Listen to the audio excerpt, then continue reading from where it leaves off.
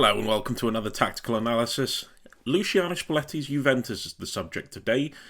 On a really good bit of form since he's come into the club. He's obviously joined midway through this season so far and had an impact. He's a manager with history in the Italian league, obviously won it, and is now imparting a really unique style onto Juve. And the thing that I like about Spalletti is he isn't a manager that you can sort of define by style. I think he's almost in the vein of a Real Madrid manager. I think he does a really good job of getting the best out of the quality that he has at his disposal, while in turn bringing about some really good football. And so far, I think we're seeing it from Juventus. It is a good blend of quality attacking football, the stuff you pay your money to see, and getting the best out of individual components. And there is a lot of individual quality in this Juventus team. I know it may not look to an outsider who's just seeing their position in the league table as just climbing up to fourth when they were sort of dancing around even beneath that in like Europa League and Europa Conference League places previously. But there is some really, really high-level players in this Juventus team.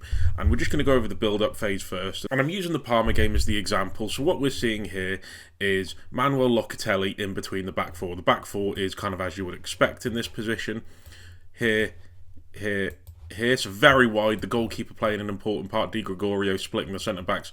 Locatelli as well with his position in the pivot dropping to offer another option. And Locatelli plays, I think you can argue, the most vital role in this Juventus team. He makes the entire thing tick, and he really just blends everything together really well in terms of what he offers that deeper build-up phase, and it will become more apparent as the attack and play progresses. But they'll build up, and it will usually be with Di Gregorio playing a sideways pass to one of the split-wide centre-backs. This time he's playing it to Lloyd Kelly at left centre-back, who's now taking the ball forward. He's moving up into sort of a left-back position, and he's looking to play a pass. And I'm just going to point out one player here. That's Jonathan David, who's come over to this side, and he's just making a quick little run inwards after pulling out wide. And the reason for that is because his inverted run gives room for Weston McKennie to make this movement from his attacking midfield area into this channel. David dragging a marker away, so Weston McKennie's got a clear run. And Weston McKennie, to be fair, he's a player that I feel like Juve fans have never really settled on. Look, he's a very sort of niche player, I guess, in terms of what his qualities are. It's not for every team. I think if you can create a system like Spalletti is doing that can get the best out of what his qualities are, you will see results, and you will see some pretty fat results. As we've seen in this game against Parma, and he was vital in the attack and play. I think he's been tremendously useful. So a very specific skill set. I'm not quite sure it would translate well in England. We saw him playing for Leeds. It didn't work. But one that if you can get the best out of in your team, it's great quality to have. And so this comes to nothing, but it just shows the sort of mobility and the flexibility of that front four that are willing to shift and change to just try and create angles for others to move into and to create space for others. And ideally, if Weston McKennie could receive this pass, he could look inwards and then look, there's the run of David here, there's the run of Moretti, there's the run of Conceição on the far side. So if he can turn play forward, there's so much space they can hit. So they'll try and manipulate that defensive shape of an opponent as best they can if they decide to press him from that area. This is in a more sustained attacking phase, as you can see. And where I said Locatelli was really vital, the way he glues everything together, and he offers a lot of balance to this team. And in Gyson Bremer and Lloyd Kelly, there's two centre-backs for Juve who have great defensive qualities, but they're not the best on the ball. For a team like Juventus, they're not of an elite quality when it comes to possession play, threading balls through from the back and creating sustained attacks. So Locatelli in that deeper position is always on the move to drop into positions in that defensive line, either side of them, in between them, right centre-back, left centre-back, to get on the ball and offer that greater quality to help play out. And you still have Kefren Thuram as the pivot, and we'll talk about his role more in a second. And I'm going to point out these two. I'm just going to get rid of this. That's Andrea Cambiasso, the left back, and Pierre Kalulu, the right back. Both making movements forward, going high up the pitch, because they don't need to be so deep. Parma aren't pressing, and Locatelli gives them that technical security in these deeper areas, and as well, as we'll see when the thing moves on, with the full-backs moving forward, Kelly can spread out into this position here. Gyson Bremer can spread out so they can cover that wide area. Kefren Thuram is the pivot, so it's a 3-1 shape, and they put 6 on the last line. Move this on a second. He's now carrying the ball out. As you can see, there's now a greater split between the two centre-backs here. All that space, just because they've now got more space to cover, they can react to the full-backs moving forward. And again, Pierre Kalulu and Cambiasso near enough moving to the last line, going high, overloading and overwhelming the defensive line of the opposition, and also adding to a lot of fluidity and a lot of movement, because this now gives license for Jonathan David, who's the striker in this formation, to drop in, occupy a more attacking midfield position. He's dragging markers with him. As you can see, the centre-backs come up with him. Created a lot of space now in between centre-back and left-back. The left-back can't close up because then he's leaving Kalulu in too much space. And there's Conceição on the outside of him as well. So there's wide threats, there's central threats. There's a lot of questions that are being asked of this Parma back four. Locatelli on the ball. Fantastic passing range. Knows where the space is. He knows where players are looking to hit, and he plays a lovely ball over the top. Jonathan David, after dragging his marker back, is now making this movement from that position into that space that I was just talking about between the defenders, trying to get him behind. And now, as you can see, with this player previously looking to get close to Pierre Kalulu in this position, he's now having to charge back and try and catch up with the run of David. The pass from Locatelli is perfect. Jonathan David gets a lovely touch on the ball and now plays it just across here to the run of Pierre Kalulu in that half space as he's drifted forward. Now no one's sure who's picking up who, and it's a lovely touch from Jonathan David, it has to be said. Kalulu takes it into this area, and now look, you've got players attacking the box with Venom. Kalulu in a really good position to put a ball in, and there's 1, 2, 3 attacking the box here, making movements, overwhelming the back post as well, showing a lot of intent to get on the end of a quick attacking move. Just think, there's been 2 touches from 2 players to get to this point. The ball from Locatelli and the pass from David, and Kalulu's in that position. And again, where I'm talking about getting the best out of certain bits of movement, creating play on the right-hand side, and you're getting the best out of individual cogs in this team. I was talking about Weston McKennie's movement. He's now coming in at the back stick, gets on the end of the cross and produces a lovely little finish to put Juve 2-0 up at that point. Making the most out of Locatelli's technical quality in contrast to the centre-back's technical quality, and getting the best out of that and being able to progress the ball better. McKennie's movement, offering another dynamic and just helping glue all of it together. Key tactical principles and qualities from Luciano Spalletti there. Also, it's not just the movement of Kalulu that can create space for himself to get on the ball in those half-space areas that's hard for an opposition to pick up. Locatelli's on the ball now. He's come to the left centre-back position. I think Locatelli's brilliant. I love watching him play. It's the type of player I love watching. Growing up, my favourite player was Paul Scholes, and just players that sort of mirror those qualities I could watch all day. It's like poetry. Xavi, Pirlo. So Locatelli's now turning inside, as you can see here, and look at Kalulu. He's pointing forward because there's space that's opened up between defenders. All of this that's available for him to run into. And that number 14 now has got a decision because he's pulling out wide to Conceição, but he's going to have to close up and try and track that run of Kalulu. But Locatelli reads this perfectly and plays a lovely ball out onto the far side to Conceição, and now has all the time and space to attack his fullback, go inside, create an opportunity, and bring on another Juve attack. And look, still, there's Kalulu, who's just made the run in the centre-forward position.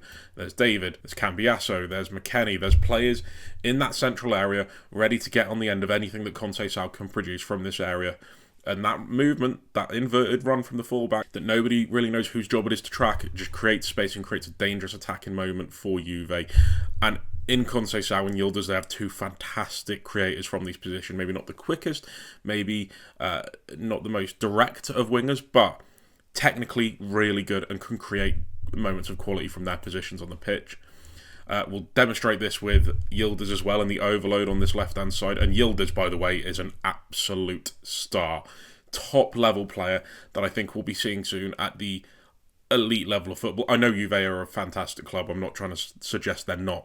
But I mean, challenging for Champions Leagues, winning them, winning the highest honours, being up there when you discuss the greatest players in certain positions. I think he's tremendous. And because Italian football is at an amazing place right now, I think he gets a little bit overlooked. Tremendous. Again, look at the overload on this left-hand side.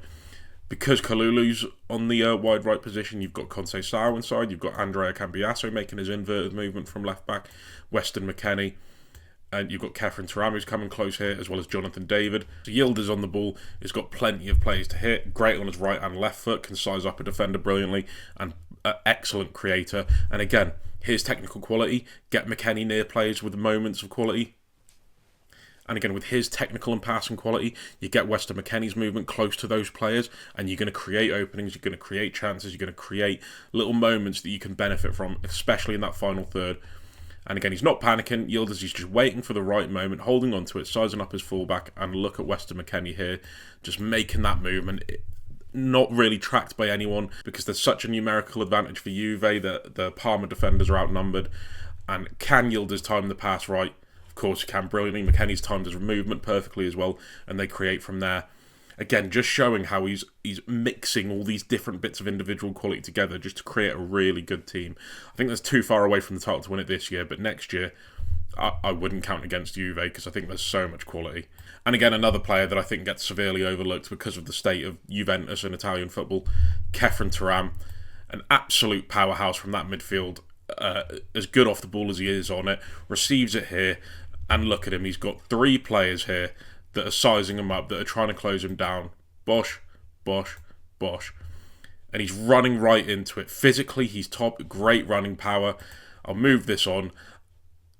Properly infiltrated that little triangle, holding onto the ball, using his body to keep separation between the ball and the player tackling him. And look at this now. Jonathan David is making his movement off of that defender that's looking at the ball, so he can't see David's movement. And Thuram, moving into a brilliant position through his qualities, has now a really good opportunity to create a dangerous attacking movement and plays the ball perfectly, weights it excellently for Jonathan David to get on the end of. And now look, he's rushing into the box, he's got Conceição far post. And I know I feel like I'm maybe overdoing a point here, but it's just showing all those little individual cogs of quality that Juve have bringing together. It just doesn't feel like they're wasting a player in this team. It doesn't feel like there's a player in there just for the sake of filling a position. He's blending it so perfectly at the minute, Spalletti.